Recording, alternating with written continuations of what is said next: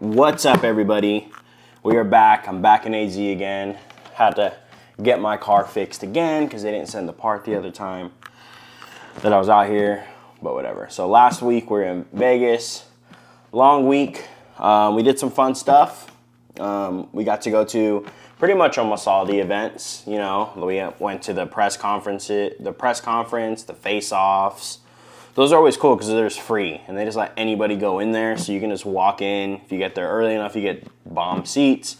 So yeah, those are always really fun. Every time they're in California, whenever they have fights out there, they haven't in a while, but I usually go to them. But yeah, it was super cool to see it. We also got to go to the Hall of Fame. If you were following the Super Rare, I'm sure you saw the stories and the posts that we did for that. Seeing Robbie, Cowboy, Jose. Silva wasn't there, but he got inducted. And Jens Pulver as well. That was really cool. But man, the fights were absolutely wild. It was a really cool fight card to go to and watch in person. You know, I haven't even rewatched them on video yet. I'm going to, but man, just being there in person, the amount of finishes there were and stuff like that, it was really cool. If you did, like I said, if you follow the Instagram, especially like when Robbie finished, Robbie got a first round finish in like 20 seconds or 30 seconds or something like that. It was so loud and the crowd went so crazy. It was so cool to see. And then they did the whole cool video. But then also, you know, like every time like a Mexican fighter came out, we were in Vegas, so there was a lot of like Hispanics there. Man, they went crazy. I think they went 0-3 that night. I think the first one was the girl that fought. She got knocked out in like 20 seconds, and then, yeah, we'll just go over it real quick. We got, you know, the Alexander Volkanovski-Yair fight. I think I almost called it to a T. I think I said third round or fourth round finish. But, man, Volk's the best. I mean, as you guys know, Max is my guy. Max will always be my #1 favorite fighter, weight class and all. Weight classes and all, it doesn't matter. My favorite fighter. But, I mean, it just sucks that Volk is in his weight class because we've seen that fight 3 times, right? Second fight, I thought Max won. But anyways, you know, he's still down 3-0. Or, yeah, he's 0-3. But Volk is just so good, man. And, like, after the Islam fight, you know, I mean, there's always puncher's chance. And I said, like, you know, Yair did have a chance to win if he landed something crazy, if you get a knockout. But, I mean, to me, I just thought it was almost crazy if you thought that Yair was going to win. I mean, Volk is just so good, and he showed that he's literally good everywhere. I mean, striking, you know, Yair was doing his thing a couple times, but man, Volk kind of blocked everything, you know? Like, look at Yair had 57 strikes. You know, like, he kind of blocked everything. He kind of avoided everything and was able to land little counters himself, and that's what started the finish, right? He countered him with, like, I believe, like a hook or something like that, and then finished with the ground and pound. Volk is him. He's so good. Me personally, I mean, for Legacy, if he wants to stay at featherweight and just, you know, rack up those wins, I mean, he could easily do that. But for me personally, I'm at a state where I'm just like, all right, no one's gonna beat you at featherweight. I know Ilya is like talking wild and stuff like that, but dude, Ilya ain't gonna beat Volk, bro. Like, he's just not. I promise you. It's just. It's almost like a Volk. It's almost like Volk fighting Volk, but Ilya is Volk #2, and Volk #2 just isn't. He's good, but he's not as good as Volk #1. Like, Volk #1 is better everywhere in the striking and the grappling, you know, chin, like all that stuff. Like, it just, I think no one's gonna beat Volk. So that was a cool fight. What I personally would like to see is Volk go back up to lightweight, because I think Volk can easily start to make a road for himself to be the greatest fighter of all time. Because I really do think, like, I thought he won the Islam fight. I really did. Super close, but I thought he edged it out. But man, I honestly, like, who doesn't want to see Volk versus, like, Oliveira, like, Islam again? You know, all these people up there, the freaking Dustin, Justin, like, Benil, like all these people that are up there, like I think Volk holds his own, and I think like he can easily make himself go, not just a featherweight, but like I know he's ranked #1, but you know there's always going to be the John Jones thing there. But man, if Volk comes in and I think he can go lightweight and do it, he might surpass that, man. Yeah, I think he has all the tools to do it. So that was a cool fight. The Brandon Moreno versus Alexandre Pantoja. I saw a lot of people saying like it was a robbery and stuff, you know, and I wanted Moreno to win. Yeah, I agreed with the decision. Me and Josh were there at the fights. After that last round, we both said, I think that was Pantoja 3-2. Like, I know it was close and stuff, but I don't think it was like as close as people were making it seem. I mean, I know like he got takedowns and he didn't do too much with it, but he did control a lot of the fight. And he was the one that was dropping Brandon, and you know, it was just it just, even from the outside looking in with no commentary or anything like that, looking at the fight, after the fight was done, I was like, oh yeah, Pantoja won that fight. Brandon Moreno just it was close, but just like the, you know, him being able to get taken down like that and controlled that much, I think that's what lost him the fight. And sitting there watching it, I'm like, yeah, it looks like Pantoja was controlling the fight for, you know, a good majority of the fight. So I wasn't mad about it. Fight was absolutely wild though. Definitely is probably going to be ranked up in like the best fights of the year.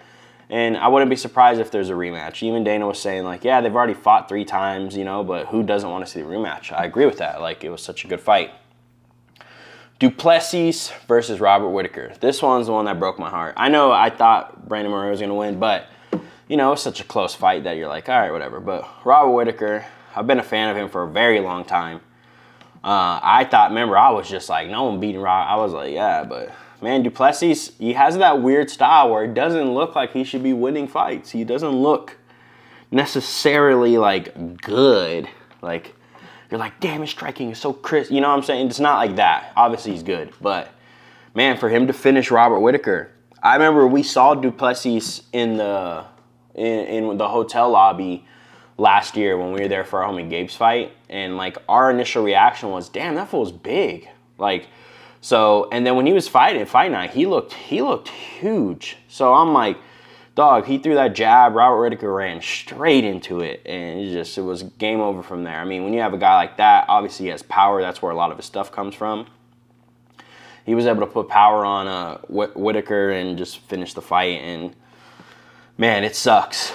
Duplessis is cool. He earned his title shot. Does he beat Izzy? I mean, he looked like he was able to actually take down and grapple with Rob and kind of control him that first round.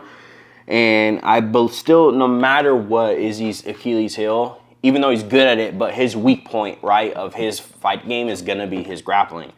We saw it when someone big like Jan is able to take him down and hold him down, they're going to be able to do that. And Duplessis might have that, honestly. Compared to all these people that he's fought, I know he fought Brunson and stuff, but Brunson was already kind of like, he wasn't like the Brunson, you know what I'm saying?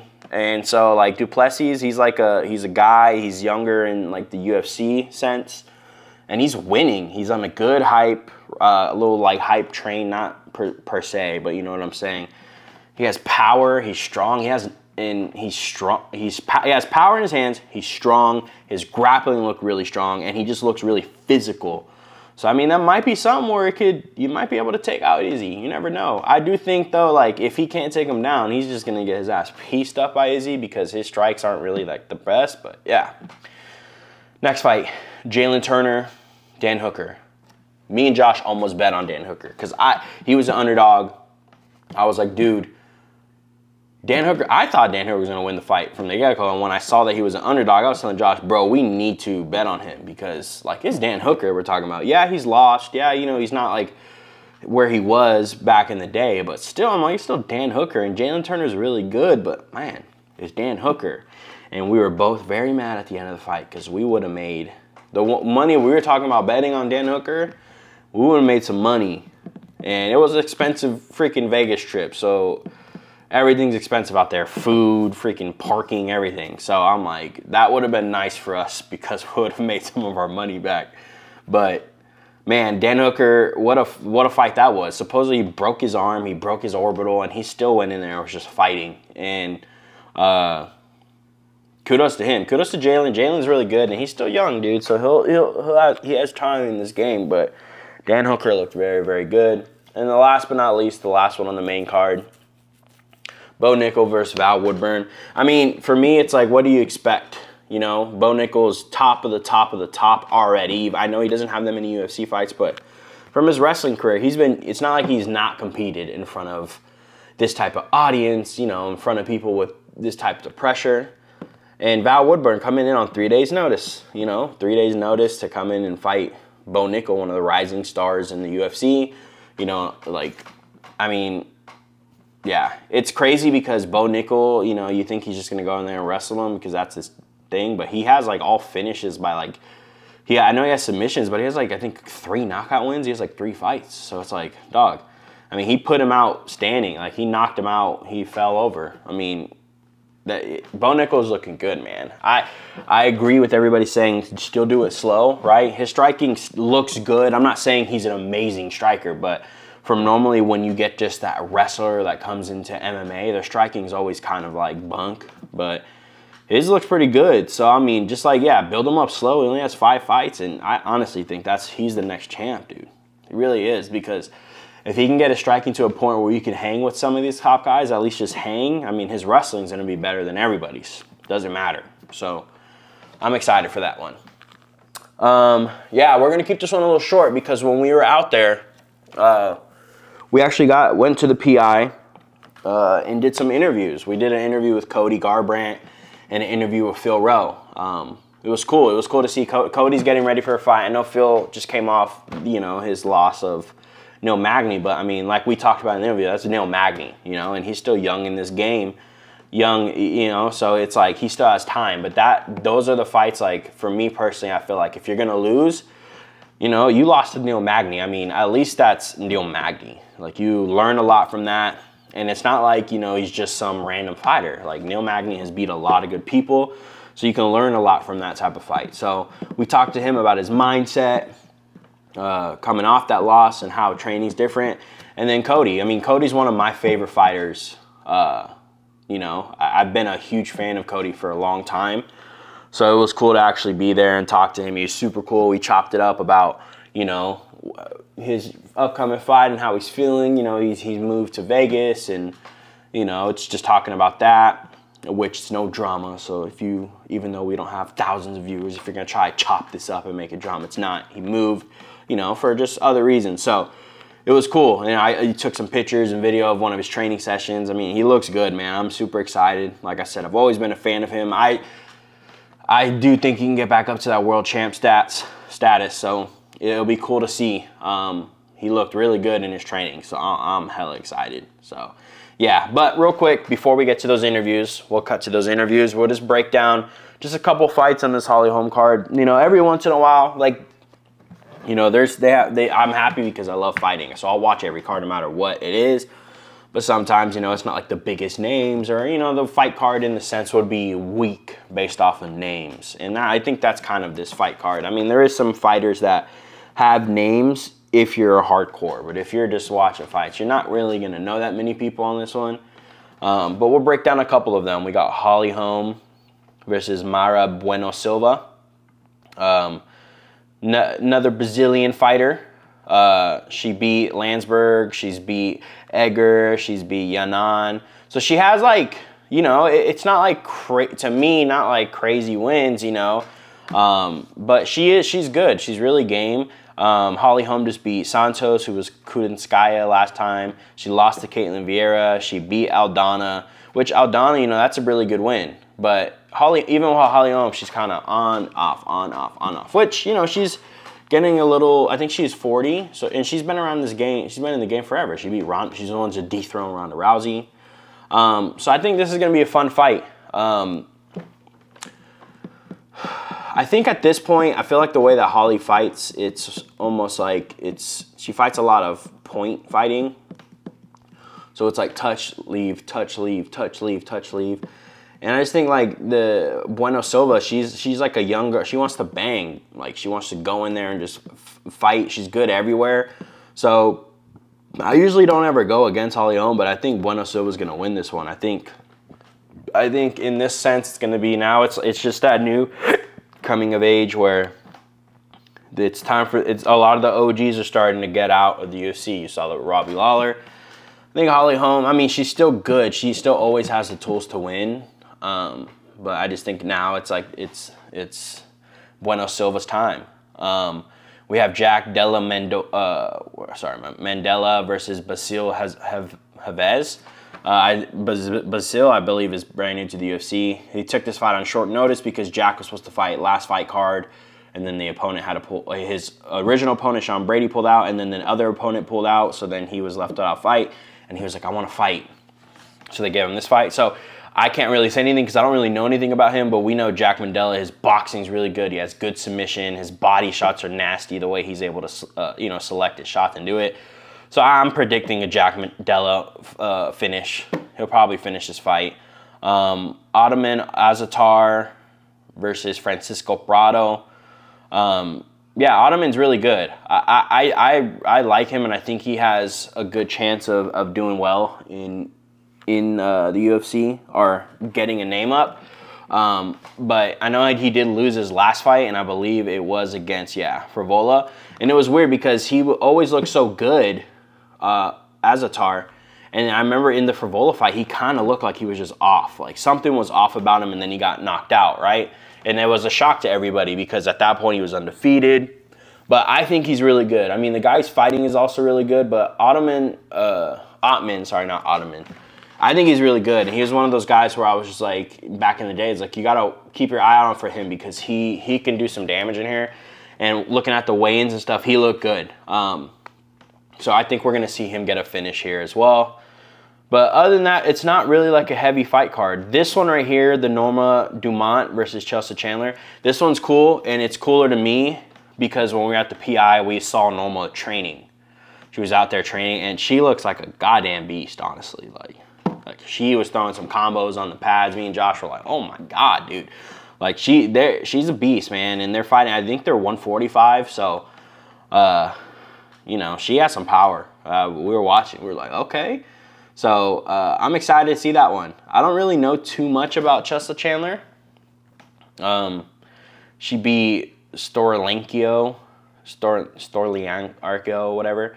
I remember that. That's the girl that like passed out on the scale that one time. I don't know if you guys remember that or not. But so she doesn't have that many fights in the UFC per se, like compared to Norma. Norma's fought some people. But yeah, I think Norma's gonna win. I think this one's probably gonna be a decision, but I think she might just piece her up the whole time, or might even get like a TKO. Because man, I'm telling you, the way she was hitting pads was wild. And then you got Terrence McKinney versus Nazim Sadukov. Terrence McKinney's good, but he kind of has, like, from the fights we've seen, his first round's real good, but if he can't get you out, he kind of fades. So I wonder because he's cool, man. He has a really good story. I hope that it's a little different this time. Like, if he can get that cardio down, he has real good wrestling, and his striking's good. He's a long guy. He's southpaw. So, and he knocked out Frivola, like, with one punch in, like, 14 seconds or something like that. So he definitely has potential. The guy he's fighting is also very good. I remember seeing him. I believe he was on Contender Series and then came in, if I'm not mistaken, is either Contender or Ultimate Fighter. I'm pretty sure it's Contender Series. But this guy is really good, bro.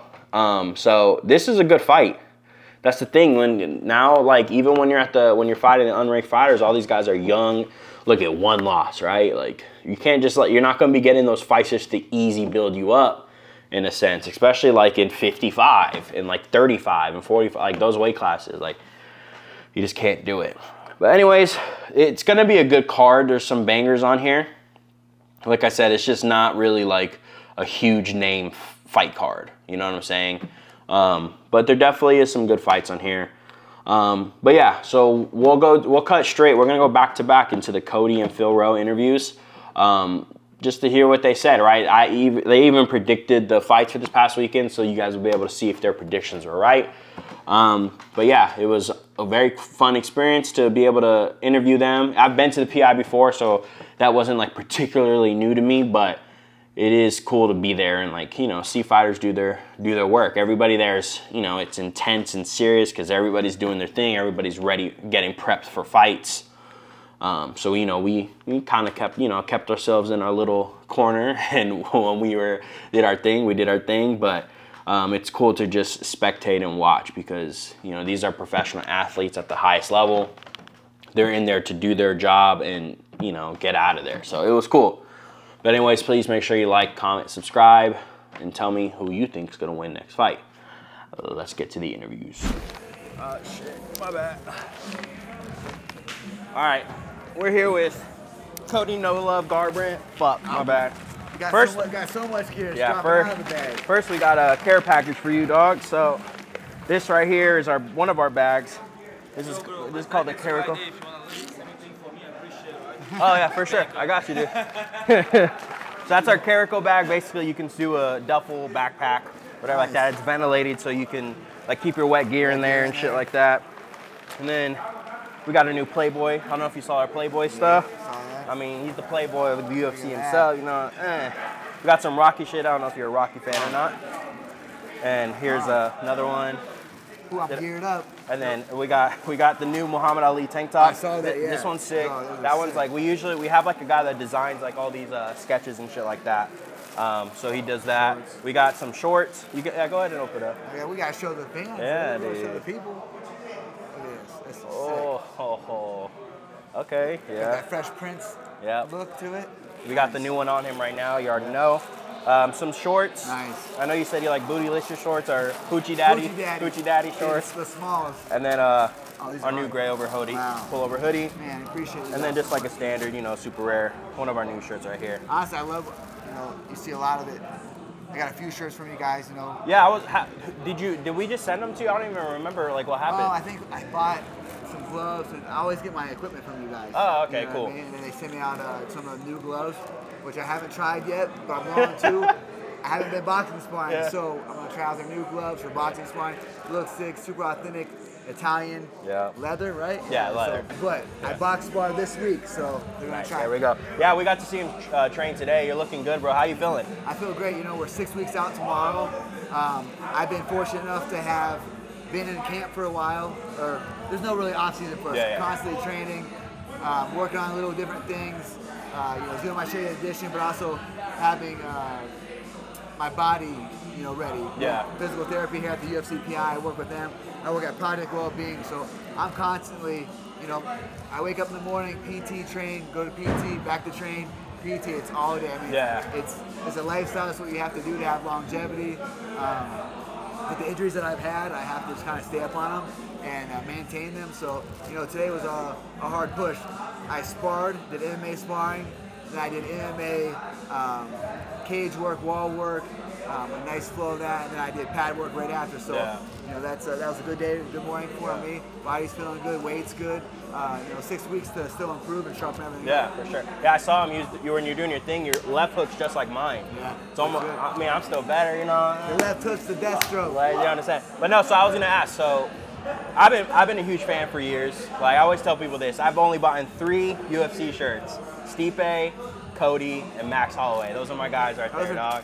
And because you're from, from Ohio, right? Out there. So I remember back in the day when I think you were first coming into the UFC, you were wearing a West Side Barbell shirt. Yep. And I was a competitive powerlifter for 7 years. So I was like, all right, this is my guy right here. And then I followed you, obviously your whole thing. So we've been huge fans. So I got that connection was through Marcus Marinelli. It was the Strong Styles owner and head coach, Stipe Miosic's head coach, and he was like the first protege of Louis Simmons. Yeah. Like the shit that he told us Louis had them guys do was crazy, man, what they had to do. But Marcus was, you know, one of those guys that was, you know, it was his ship and he ran it. You know. Did you ever train with Louis? He came up a few times to Strong Style. I never actually went down the West Side. Yeah. Rest in peace, Louis. Yeah. I have a lot of friends. My buddy Lance Palmer actually is fighting in Moscow, Russia, August 11th. Goes there and trains the West Side Barbell a lot. So yeah, that's the spot. I mean, as a powerlifter, he's like the OG. He's like one of the goats aside from Ed Cohn and shit. So yeah, I was gonna ask you. So you know, you're from SAC, or you were in SAC. How has it been being out here? Like, especially because you were talking about like recovery and all that type of shit. Obviously, it's like right at your doorstep now, right right? at your fingertips. The first initial move was hard. You know, I mean, those are my brothers out there. Alpha male. I was there for 8 years. I walked through the doors at 21 years old, 1-0, looking for a dream. You know what I mean? And got under Uriah's wing and the Team Alpha Male guys. And who also has super rare shit. Yep, super rare. Yeah, he already, we hooked him up with all that red shit. Yeah. And so it was good, man. Like, and then that was my brother. And moving out here was tough to find the people that you can trust to train with, that's going to show up, get the coaches. So it was tough, man. It was 16 months I had in between fights. I had 2 fights that my opponent pulled out, so like, just wanted to get back in there and train the fight. And you know, finally got that, you know, last fight, got the win, and now we're getting ready, you know, to stay. I want to stay busy. Yeah, for sure. In August, hopefully fight at the end of the year. But Mario Batista, right? Mario Batista. August 19th, Boston, Massachusetts. Nice. I'm excited for it. I think you're gonna win. I think we're seeing a knockout here soon. Yeah, for sure. So today's your birthday, if I'm not mistaken. Birthday, Happy birthday, dog. You guys missed it. He had this cool like Fu Manchu style. Yeah, like I said, I was telling him earlier. I FaceTimed my son. He was with his mom this week, and he went out and talked to me. He was like, "Dad, you're ugly." I can't. He's like covering his eyes, and we always dress up. He wants to be Mario. I'm Luigi. I got the outfit. He got the outfit. I mean, we'll go to the store. and the outfit. That's how obsessed he is with it. Right. I'm like, well, I'm Luigi. He's like, no, you gotta cut it off now. I cut it off last night, FaceTimed him before bed. He goes, now, he talked to me for like an hour. He was so happy. He's like, now you look like Luigi. So I kept the mustache. Have you guys been to the Universal Mario stuff yet? I haven't, no. Let me know. My cousin designed it. Oh, really? So I can get you. I got you guys hooked up, dog. Love that. Yeah, I got you guys hooked up. So how old are you now? 32, 31? 32. So what's like the biggest difference from like 21, 32? What are you noticing more? Obviously you're getting older, right? So stuff's gonna be that. But are you feeling like what is like the benefits of you training older now, and what can you see that you're like, man, I kind of missed back when I was young, but yeah, I think you're always gonna miss your younger days. You wake up, you know what I mean? Like, but then again, it's like experience. Experience of listening to your body. What do you need? Like, I've obviously had so many fights and fight camps. Every fight camp's different, so it's just about what I need for that fight camp. How's my body going into the fight camp? What do I need to work around? And when you're younger, you know, you piss vinegar. You know what I mean? You're full of piss and vinegar, so it doesn't matter. You just get up and go.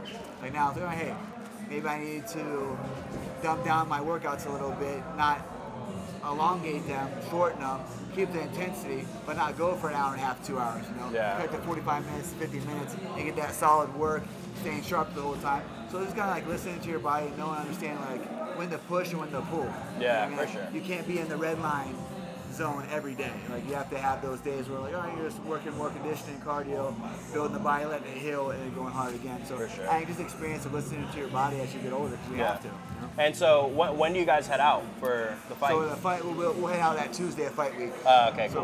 Because you know we have the store in New York as well. So we have a store in New York, so you got to go through. Get some I'm gonna stay in Boston for a few days after. So check out the city, go there, strap up. For sure. Yeah. So you said you have boxing next week, right?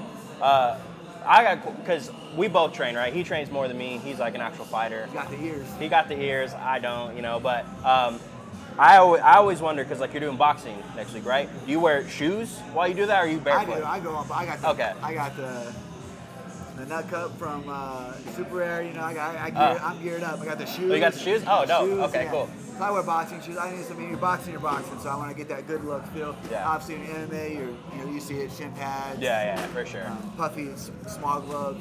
Yeah. Get a more realistic feel. But yeah, boxing's boxing. Yeah, for sure.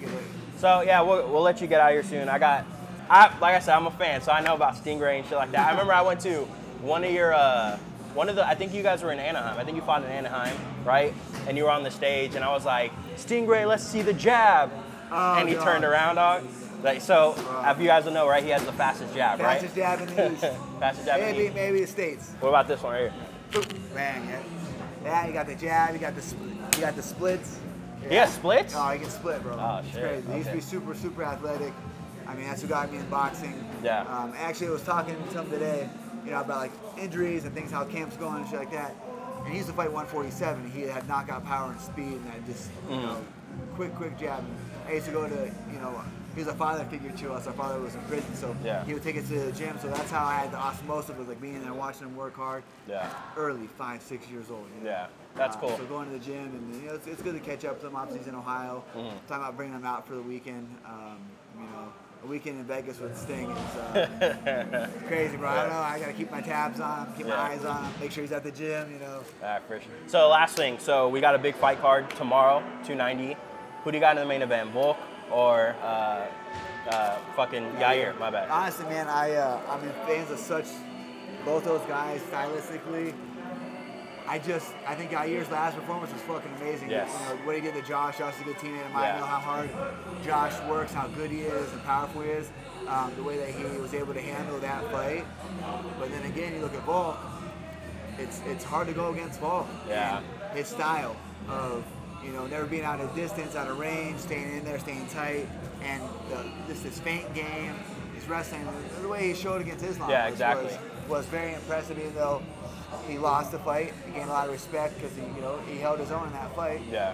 So I don't know. I'm gonna go with Volk. It's hard. You know what I mean? I just want an entertaining, amazing fight. Yeah. Both guys go out there and like they always do, give it their all. I'm gonna go with Volk. Cool. And what about co-main? We got Brandon Moreno and Alessandre Pantoja. Yeah. So that's one I've been going back and forth on.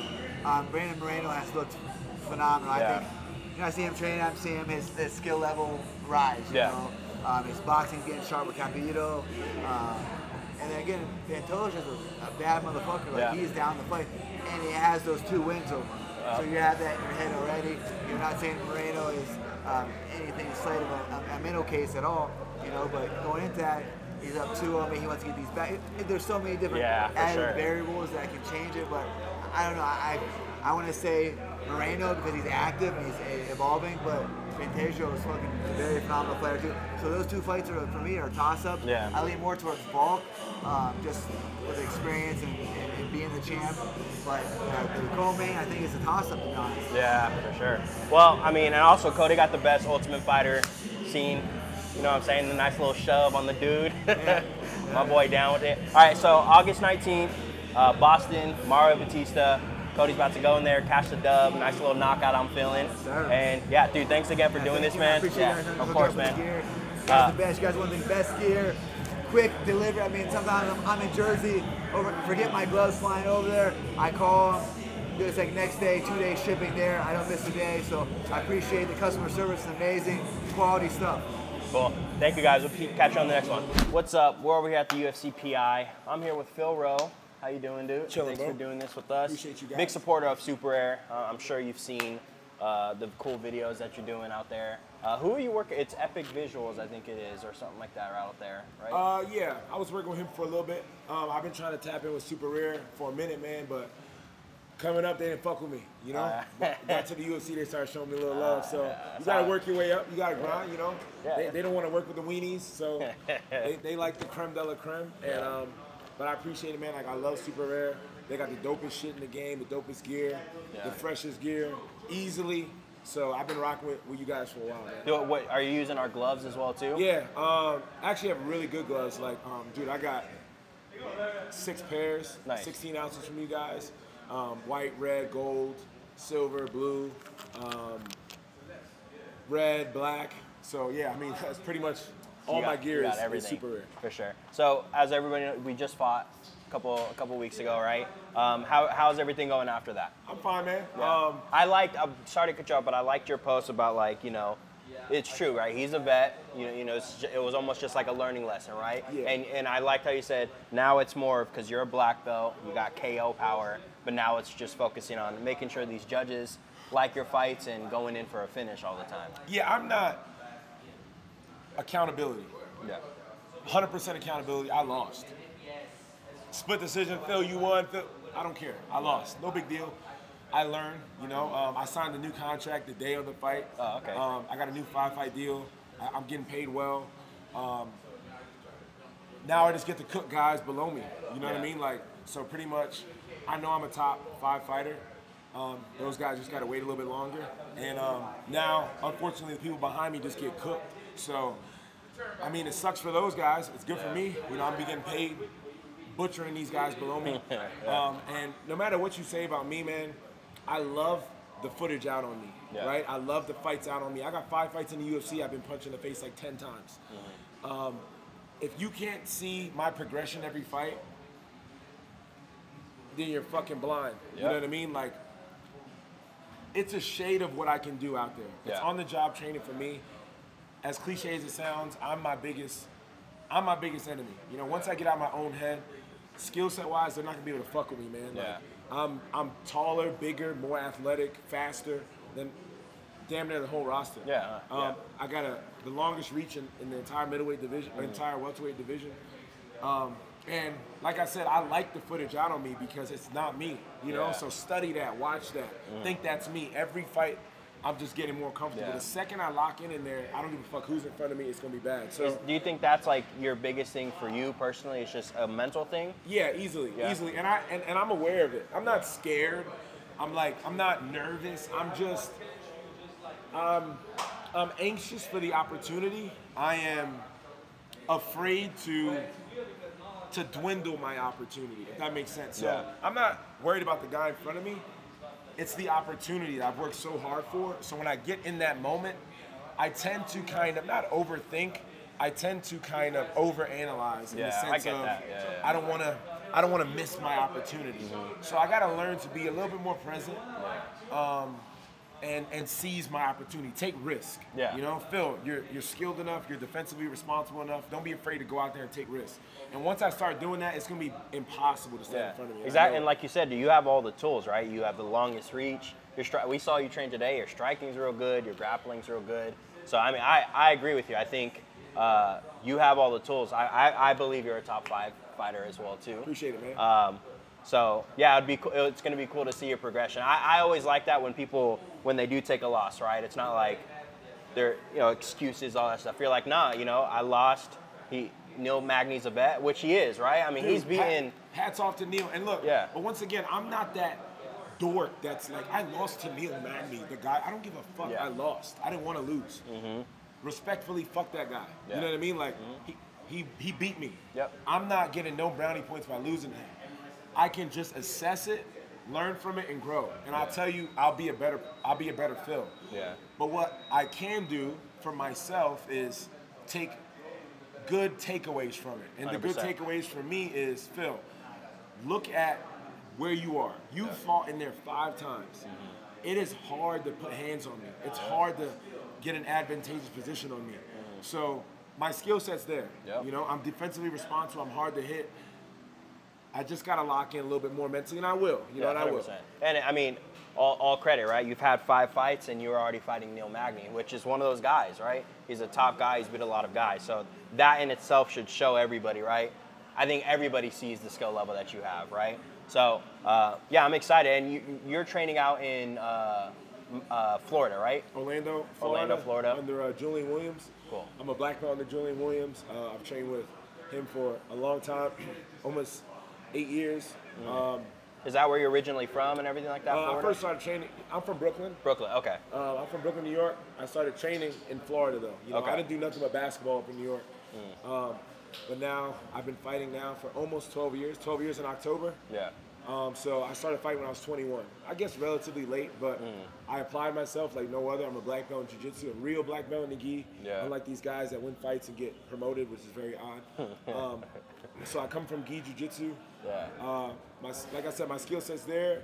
We got tons of homegrown guys. You come in my gym, there's 8 UFC fighters. Val's fighting Bo Nickel tomorrow. And short notice too, right? 3 days. Hella short notice. 7 wins, 6 knockouts, violent guy. I didn't know who it was until they did it, right? But then they showed his highlight reel, and I was like, oh, damn. Biggest underdog in UFC history, right? He's some bum off the street, right? 7-0, 7 violent knockouts. They'll see. They'll see. I'm excited for it. They'll see what we're dealing with. Especially because, I mean, and he technically has more experience than Bo. Bo's a lot more experience.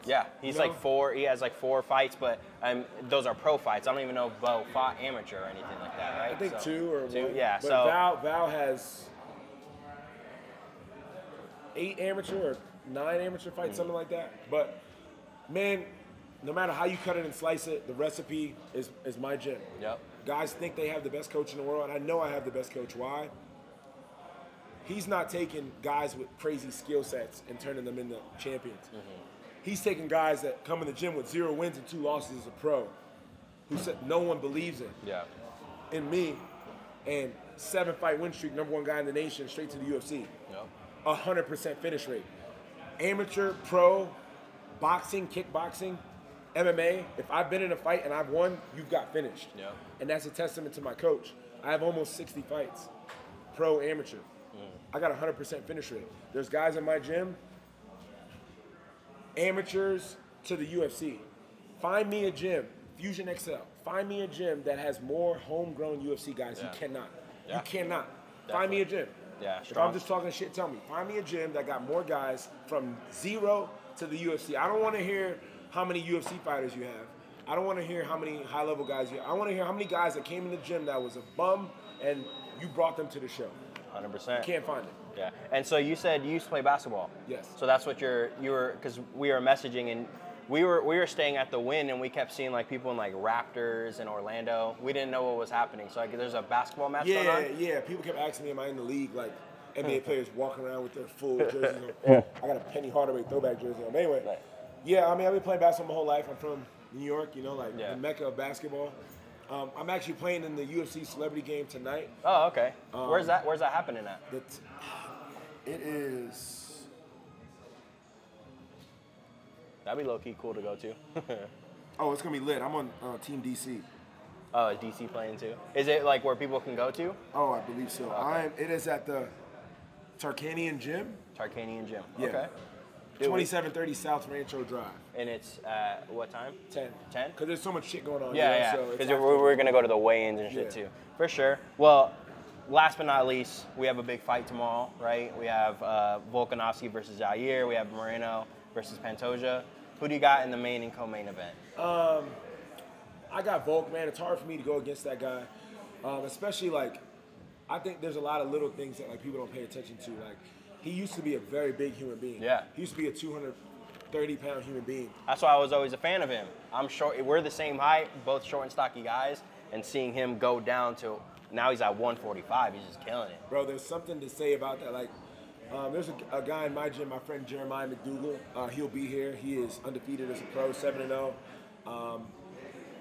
He used to be 300 pounds. He's a welterweight now. Damn. He has the strongest hips you've ever felt. And I'm sure. he doesn't even realize it. Like, you can't hold him down. Yeah. He can just turn his hips to stand up. And I think there's something about have had being a massive human. Yeah. And dealing with men paws that big. You know what I mean? And having to move and fight guys that big. You know, so he was big and overweight, and he was fighting heavyweight, and he's lost a lot of weight. And I just think when you're used to that size and you come down in weight, it's just easier at that point. In my opinion, maybe I'm wrong, but Volk is a machine. He's technically sound everywhere. He beat Islam. People forget that. I agree with that as well. I don't see him losing, respectfully. Yeah. And I think I don't know much about the two guys. I'll be honest. Pantoja. Alexandre Pantoja versus Pantoja and Brandon Moreno. Yeah. Respectfully, the same way they probably don't know me if you talk about them, so I don't give a fuck. I say Brandon Moreno because he's cool and he plays the Legos. Yeah. So I say he's going to win. For sure. All right, well, again, we got Phil Rowe over here. Look forward to seeing the next one. I'm sure it's going to be amazing. I'm excited to see a finish. I know that's going to happen. That's what I do. So. If I win, you're getting cooked. So Exactly. if I don't win, hey. But if I win, guarantee he's getting knocked out or submitted. That's a fact. For sure. Well, thanks again, dude. Pleasure, man. Follow him. Let's At go. Philly Fresh UFC, shout out Super Rare. I appreciate you guys. Even though y'all want to mess with me even the longest, but now y'all rocking me. Shout out Super Rare. Y'all the absolute best. Fight apparel, MMA apparel. This ain't I didn't get plugged to say this. They just truly are a step above the rest. Super Rare. Thank you, dude. No doubt. Boom.